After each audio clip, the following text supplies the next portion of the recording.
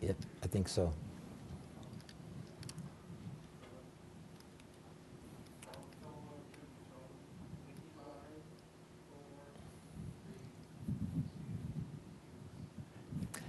Good evening, ladies and gentlemen, and welcome back to Cheshire Central. My name's Tom Rocco. I'm the host of the TV show. I also serve as the 2nd District Councilor in the town of Cheshire. And I'm here tonight to make this presentation on behalf of the Republican Town Committee. So I'd like to first introduce two very important guests who are with us tonight. We'll start with Mr. David Shrum. David is an at-large councilor, and welcome back to the show, David. Thank you. Good to be here. Good to see you, Tom.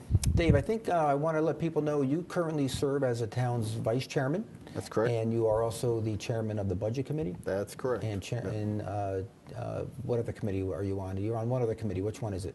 I can't Well, remember. I'm on the planning committee and liaison to WPCA. Well, you know, we're all got a lot of sub responsibilities on the council. Yeah. Absolutely. And also joining us is Mr. Jim Simon. Jimmy, welcome back to the show. Hi, Tom. Great to be here. What committees are you on? Tell us about your role in the council. Absolutely. I'm planning committee chair. Basically look at all the projects that have to be done in the town of Cheshire, and we get them done. All right, absolutely. And you also serve on the ordinance committee, correct? I serve on the ordinance committee, and I'm a liaison to a couple different groups. Okay, good. Well, let's start. We have a lot to talk about tonight. I think what we want to do is get into the projects that are currently in place that we're working on now for our respective committees. Actually, we'll talk about budget and planning, and I can talk a little bit about personnel. But I guess, Dave, we'll start with you. Let's just get a quick rundown, if we can, of what projects we're overseeing currently on the budget committee and well, yeah, I mean, as far as the liaison, the biggest project in town right now is water pollution control plant, the upgrade to the plant. That's the largest capital project that the town has ever undertaken, $31 million. Happy to report, on time, under budget, and we should be actually maybe a little bit earlier. So that's been handled very, very well by WPCA. Had some good weather up until recently, and they were able to get the thing going. So that's going to put us in a very good position and get the clean water funding to help pay for it. And it's going great.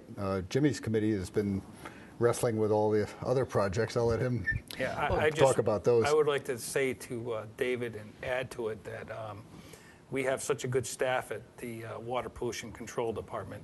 They're able to handle that transition as if it never even happened, but they're working really hard. The sewage never stops flowing, and we went through some heavy rainstorms, and that plant just kept running and running and running. So hats off to that department. That's one of the unsung heroes of they're out there down by Quinnipiac Field, and that group does a great job. Dennis Deaver and his staff do a great job. It's like renovating a bathroom when a family of 8 is still using it. I mean, it's like Jimmy said, it keeps coming every day, and they gotta renovate the pumps, they gotta renovate the tanks while it's still operating. They've done a great job. So kudos to them. You know, a lot of these things tie in together, and I do want to bring something up, and we're going to keep talking about projects, but the wastewater treatment plant is it's a big project, over $30 million. We're going to incur some debt. You can't pay for this with cash. But something happened a few years ago concerning the CRRA. They were the group in Wallingford that was producing energy. They had the trash to energy plant, and we got back a big rebate from them. And why don't you explain to the public, David, how we treated that rebate and how it will help us offset the costs of the wastewater plant? Basically, the trash to energy plant in Wallingford, where we send our trash every day or every week, had a rebate, okay? And they gave the towns that participate in that plant money back. We elected to not spend it. We could have spent it. We could have been all heroes and keeping the tax rate down for a year or two. We elected to take that money and put it aside because we knew this major plant expansion was coming. So, I mean, that's an example of basically conservative budgeting. We knew we had a big expense, just like your family budget. If you know you got kids going off to college, you better put some money aside. So unlike some other towns that took the money and then, just kind of frittered it away on other projects, we took it, we put it aside. There's over $5 million in there. So when the money hits for that plant, when the debt service hits, instead of spiking everybody's taxes, we're going to be able to use that and then spend it down. But there's a lot of other, I mean, Jimmy, you got a lot of... Yeah, just to tie into that, just the day that we start paying the debt on that sewer treatment plant, we're going to have a $2 million increase in our operating budget just to start paying that Right. mortgage, to make it into simpler terms. Yeah. Just that one day is going to hit $2 million. That's money that can't go to schools. It can't go to the senior centers. It can't plow your roads. It's just one single item, and that's why we put that in there to buffer that hit. Put that away. Yeah. Right, it's there to basically to smooth out the spikes in debt service. If Right. you look at our debt service obligations, we don't have nearly as much debt now as we did before. We've been doing a very good job with debt reserves and using our money wisely.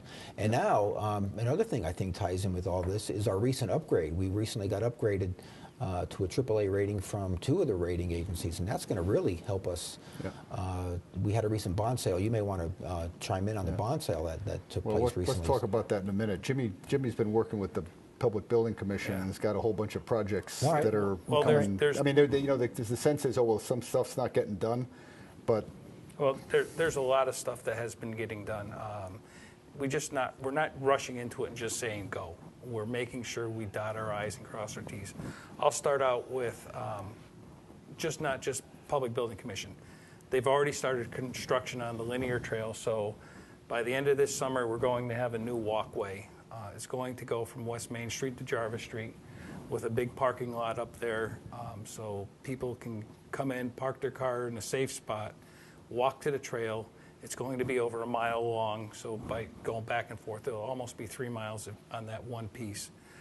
The state of Connecticut saw that we decided to do that and committed to finish the rest of the trail with no expense to the town of Cheshire, from our South Trail, which goes all the way to New Haven, all the way to the Southington Trail. So in the next 2 years from now, they will be completing the last piece of the trail, and we will have a continuous trail from the center of Southington all the way to New Haven with parking lots and restrooms. That's a big deal. We did it with only a cost to the town of Cheshire of $350,000.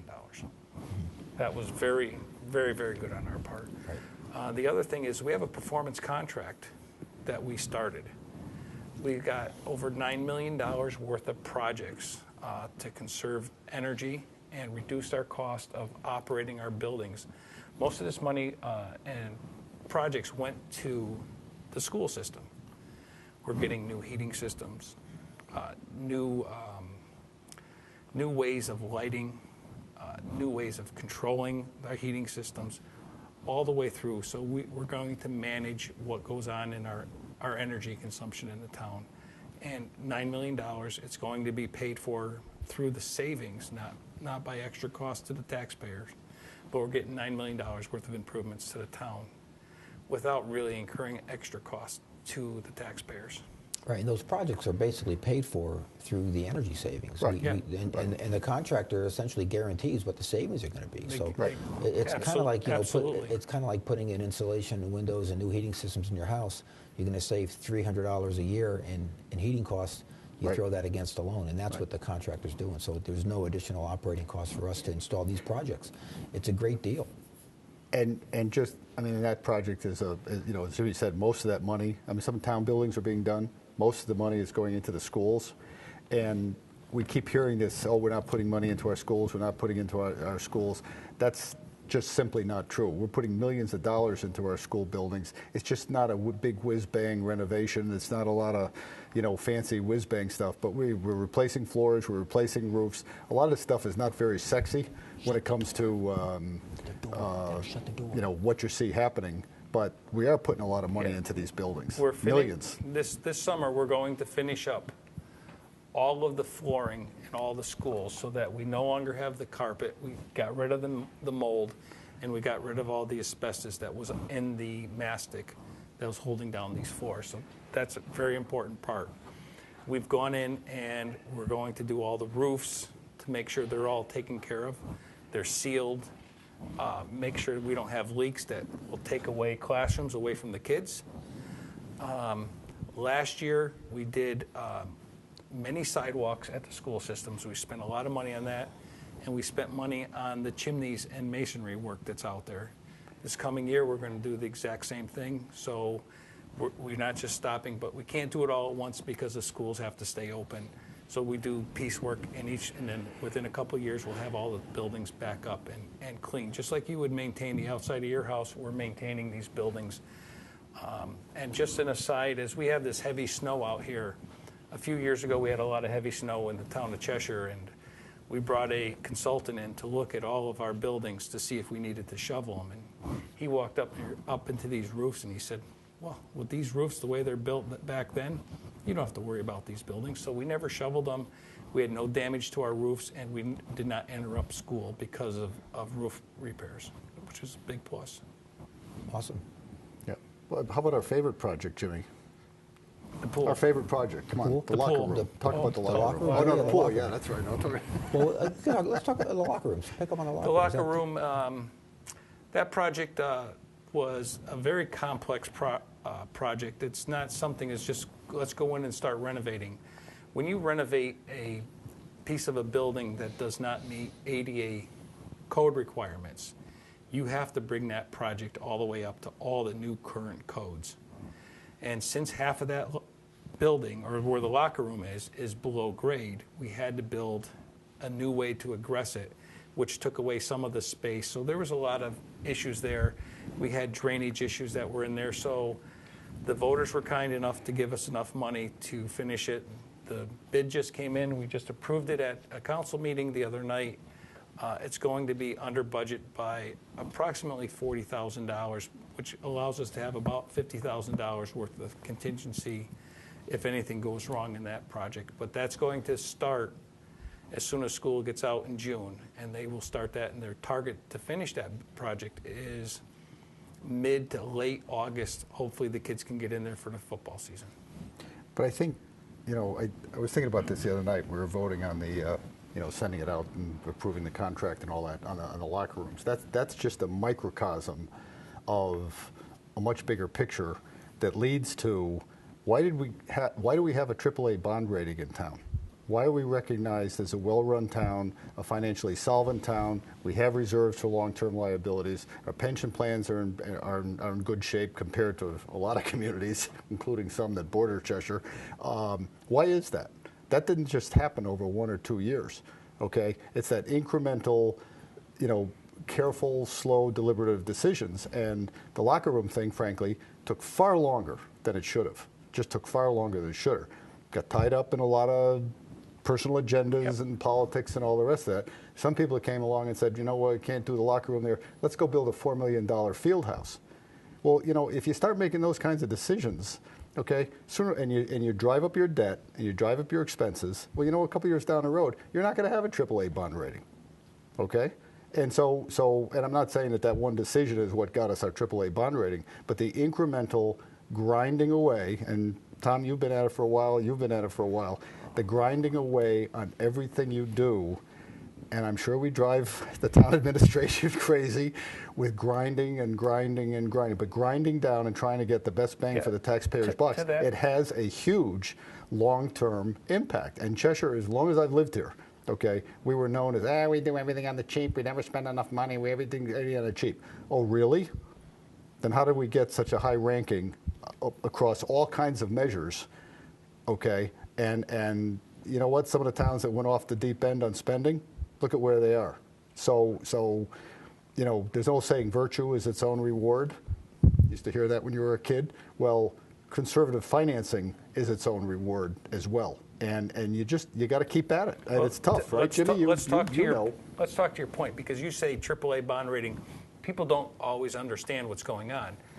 What we thought when we went out for this last bond issuance is we thought we were going to get our bonds issued at 3.25%. But with the AAA bond rating and then what we just went out to bid for, we're saving about $80,000 to $90,000 a year. That's in just this one bond sale. Just one bond sale. That was a big bond sale. It was $15 million. Yes, but that's a big which frees number. up money. Right. Either we get to keep the taxes low in town, or lower, or we be able to spend money on other things that are very important to the people of this town. So some people just say, well, AA, AAA doesn't mean, it means a lot. And it's a little bit like people's FICO scores or your credit score in your own personal life. You have a lousy credit score, because you've screwed up your personal finances. Your car loan's going to cost more. Your mortgage is going to cost Your more. insurance is Everything you gonna cost do more. is going to cost more. Well, the bond rating, and again, a lot of the public don't understand. A lot of people don't understand what this means. To the town, a bond rating is like our credit score. Right. And the bond rating agencies have just said that the town of Cheshire has the highest credit score you can possibly get. Okay, and we didn't get there by, oh, let's spend a couple extra million here and a couple extra million there. Okay, we got there by grinding down on double axle dump trucks and Yes. fire trucks, and you got there by pinching pennies. And we take a lot of heat from some special interest groups, because their project's not getting fully funded the way they think it ought to be. But you know what? When you get, it's just like you take heat from your kids when you had teenagers in the house. You're not spending enough money on this, and I can't buy the expensive shoes. Why can't I go to New York and get a prom dress? You know what? At the end of the day, all right, at the end of the day, it matters what you do on those incremental things. So I'd much rather be conservative on the day-to-day incremental conservative spending, because in the long term, Cheshire's going to be better off for it. And you got to take political heat for it, but you know what? I don't know any other way to go. You really do got to take some short-term heat, but I think it's been working out really well to our favor, and I think people do recognize. I mean, it's the roads get plowed, the trash gets picked up on time, you can flush the toilet. I mean, and, which is most functions. important of those three things. The town is working well. I've been in Cheshire now almost 30 years. I've been on the council for 10 years, and I think one of the strengths of the town, for me personally, is just seeing the way it's very well kept, and the neighborhoods are really nice. I mean, people take care of their houses, people take care of their properties, and I think that's reflected in the type of representatives that they elect. We want to take care of the town. The challenge is going to be, as demographics change, as the town changes, the challenge is going to be the taxes in Cheshire have always fallen on homeowners. And you can talk about commercial industrial growth, but commercial industrial growth is not going to save the average homeowner, citizen, from tax increases. They're just, the way the town is laid out geographically, the way our zoning map is laid out, the way we've developed, the burden of the taxes. Which goes back to the 50s and 60s. It goes back. It goes back to the 50s and 60s, the way the town was laid out. Part of the reason why the town is a nice place to live is because we have nice neighborhoods. They're quiet. You don't have industries polluting and all the rest of that. That's why people move here. The downside is that you don't have big industries paying your taxes for you. And just to give you, I mean, this is striking when I tell people this. The great mall that's going to be someday going to come down from heaven and pay all the taxes, this North End thing, that when they went through a thing about 7 years ago, the estimate was that was going to bring in maybe an additional $2.5 million, okay, in additional tax revenue, all right? And you can argue whether that's net, gross, whatever. Just the increase that's been requested by the Board of Ed this year is $3.4 million. So if you get 2.5 from this grand project, and their request is 3.4, well, if you want to keep the taxes relatively even, you got to have a mall a year, at least, to keep going forward. See what I mean? It's not, the issue is that you can't build your grand list. You can't grow your grand list fast enough if you don't keep a throttle on spending. It's just that simple. I mean, the math just doesn't work. We had a very nice increase in the grand list, right? It was in the paper. Michael announced it. We had a 1% increase in the grand list. And for the folks at home, the grand list is the total taxable property in the town of Cheshire. Cars, houses, and businesses. The total nut that you can tax. It went up by 1%. Great. Biggest increase we've had in quite a while. The sad part is that we're still $90 million below where the grand list was in 2008. So we got to grow the next couple of years just to get back to where we were. We have not yet recovered. We have not yet recovered in the total taxable list. Now, people say, well, how can that be? What did you do? Well, you raise the mill rate. When you have a revaluation like we did, and a lot of people were surprised at how far their houses went down, okay, and everybody knows what the housing market has been in Connecticut over the last 8 years.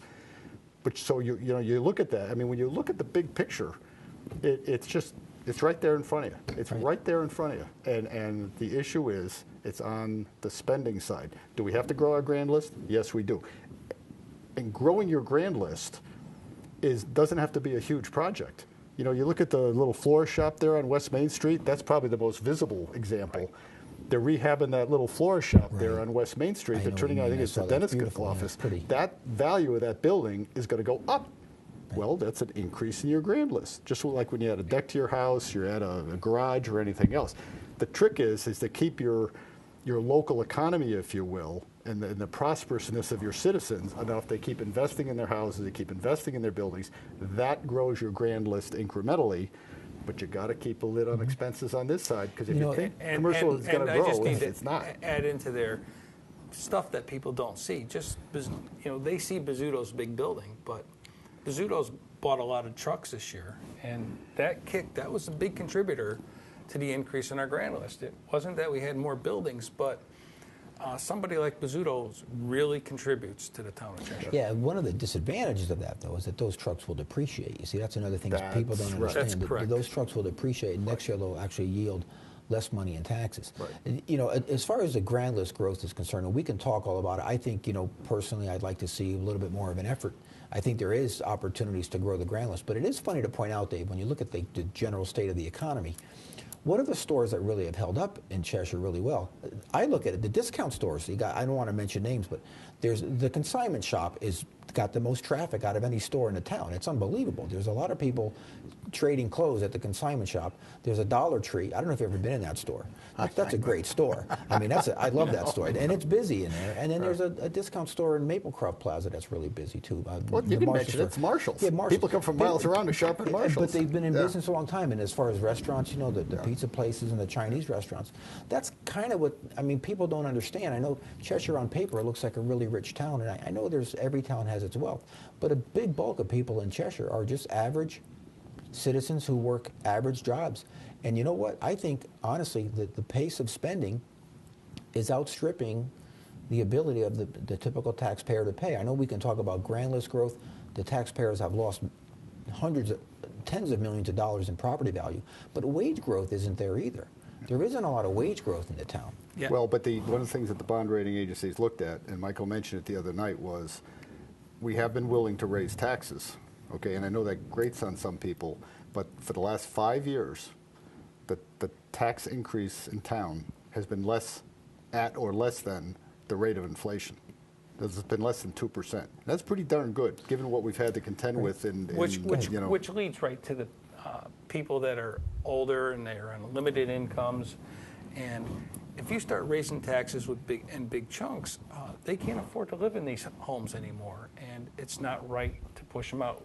I know we just passed the senior tax abatement and tax freeze, but either way, a lot of people, this is very important that you keep a community where it's homogenous, and we have people from all different backgrounds in this community, and they're able to live here. And it's evident in my neighborhood that we have new families coming in and older families in the same neighborhood, and then we all get along very well. Right. And another thing we do, Dave, I don't want to compare us to what the state does or what the federal government does, but we have a balanced budget in Cheshire. We don't have a printing press in the basement where we can just sort of crank out money and borrow money for the opera. We don't do that. We balance our budget. So unless you really, really hit the budget hard in terms of spending or really address the trend, you're going to have to bring in extra revenue. We use a little surplus money every year. Well, you're either going to have to bring in extra revenue, or I said it half facetiously when our representatives were down at the meeting a couple of weeks ago, that maybe we ought to have a little municipal disobedience. They had the Boston Tea Party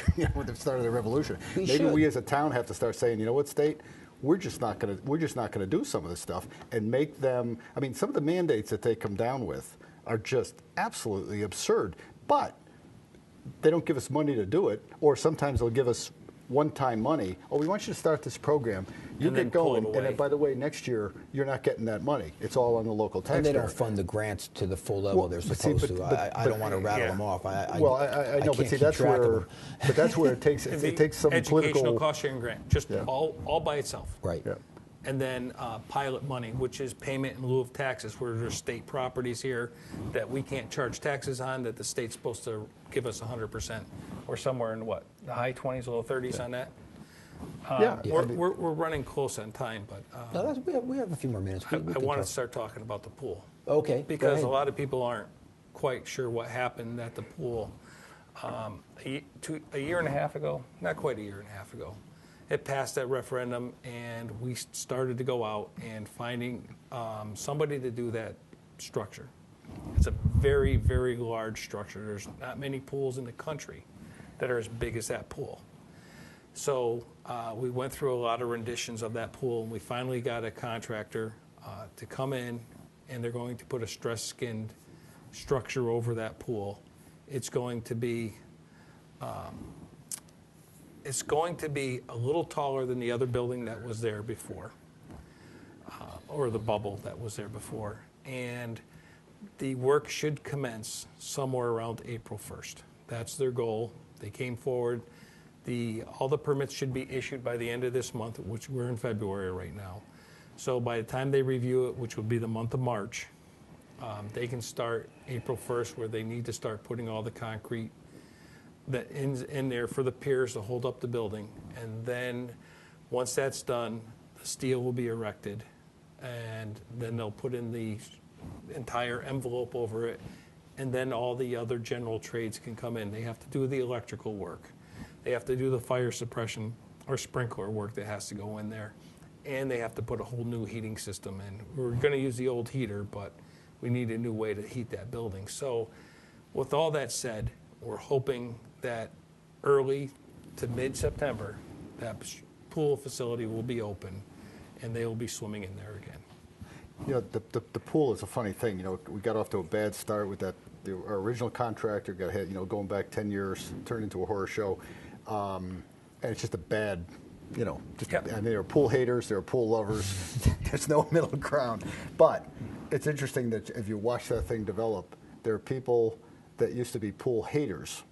I'm never going to go in that pool. What a waste of money. You're dumping money into that thing. Who become pool lovers because their life changes. Ran into a guy not too long ago, added some extra weight, was having back problems, da-da-da-da-da. His doctor said, you got to do something, you can't run, start swimming. Well, I saw him, I said, geez, he's like a new guy. He said, what's the difference?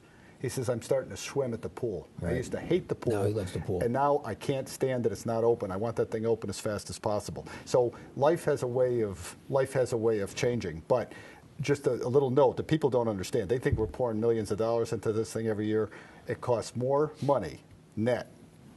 Okay, costs more money to run the senior center than it does to run the pool. And a lot of people say, well, how can that be? Trust me, that's what it is. So when people say shut down the pool to save my taxes, I say, I'll tell you what, we'll shut the senior center. That'll save more taxes than shutting the pool. Oh my God, you can't do that. You can't do it, and nor should we. Well, I think people just aren't aware. Huh? They may not be aware of the fact that the pool generates some It's a revenue. revenue The pool generates a lot of revenue. And if we can ever about get it up and 60% running, of it, I think, is paid right. for through Yeah. fees. So Yeah. people who Yeah. use the pool are basically Right. covering what you would call the variable cost, kind That's of like the exactly sewer right. use fee. Right. I mean, we pay Right. for the sewer use fee, and then the town. Yeah, but there's still There's it's- differences, but it's similar in It's still concept. not. It's still not as much as they say, because the capital costs are still buried in the backside Right. of the budget. There's a lot of debt that we. And that's where people get upset. And I don't want to paint it over. There's reasons out there people get upset, but it went out to the voters, and the voters said, "Let's get it done." I don't think they want to hear about it anymore. Yeah. That's right. So I mean, we need to right. do it right, and that's the goal. That's right. I Get this agree. project done, and we've got somebody overseeing the project for us, Arcadis. They seem to be doing a great job, and that's really what turned around this project. I still think we hit an ancient burial ground and it's cursed. Probably, I don't know. It's the curse of the pool. Well, I'll tell you what. You know, It started with the first shovel in the ground. we've used up almost all of our time. We got about a minute left. So while there's still time on the clock, I want to thank everybody for joining us tonight. I hope I did a good job of replacing Brian Williams on the show. I mean, I don't. We didn't have to talk about any of those subjects. Anybody who tells the truth could replace Brian That's Williams. right. That's just an unbelievable story. All right. So we got just a few minutes left. And so let me just get your closing remarks, David. What do you want to do this year? We got the budget coming on. What are we going to do in terms of the budget? And Jimmy, you can. We're going to do what we ever do. Tom, you know, we sit in that room, we grind down to. I mean, you know, if any outside person came in and never saw it before, geez, you guys are arguing over $1,200 this, $1,200 that.